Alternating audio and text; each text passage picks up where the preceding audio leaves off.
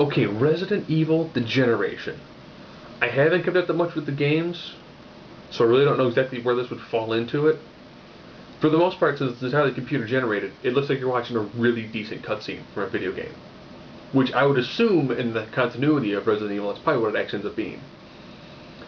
You end up having a T-virus release at an airport, which leads, of course, to a pretty decent, you have airport full of crowded people, a plane crashes, and you also have a zombie attack.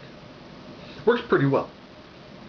It ends up being that someone shows up with a bunch of the T-virus vaccine, said people who didn't get bit can at least be vaccinated against the T-virus. A terrorist attack destroys all the vaccine. Therefore, kind of meaning, well, why did they hit all the vaccine? Well, that's all we've got, except for some small samples we've got back at the lab. Why are they doing this? The terrorist group wants all the information about the government's involvement in the Raccoon City incident to be released. Now, at this point in time, Umbrella Corporation no longer exists. Instead, you have a company called Will Pharma, who essentially has picked up some of the Umbrella Corporation work. You find out later exactly how that all happened. So it's a combination of like a political intrigue, corporate manipulation and espionage, bioterrorism, and zombies. And all the storylines do kind of constantly always, overlap and interweave. It's actually pretty decent.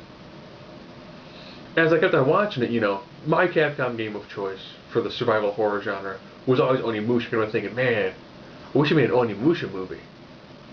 Which it's done well, the plot is done very well, and it's rendered well. All in all, it's actually a pretty well-conceived movie.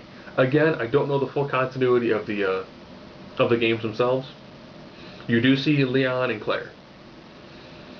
And it does feel like when the person who becomes the boss, it is a multi-stage boss fight. But again, it's done well. The boss is undeniably terrifying looking.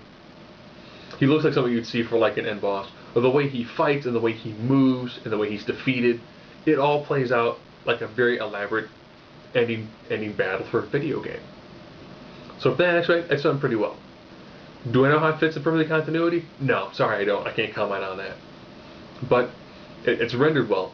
This is 2008, so it's not like, oh, it should be in 3D after watching Avatar. It's not like that, but it's done, rendered well.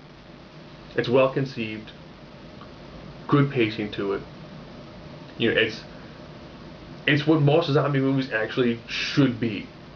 You should have a small amount of people. You should kind of care about them. They should have decent backstories. And they should have some sort of correlation with each other which constantly interweaves, but doesn't bog the story down.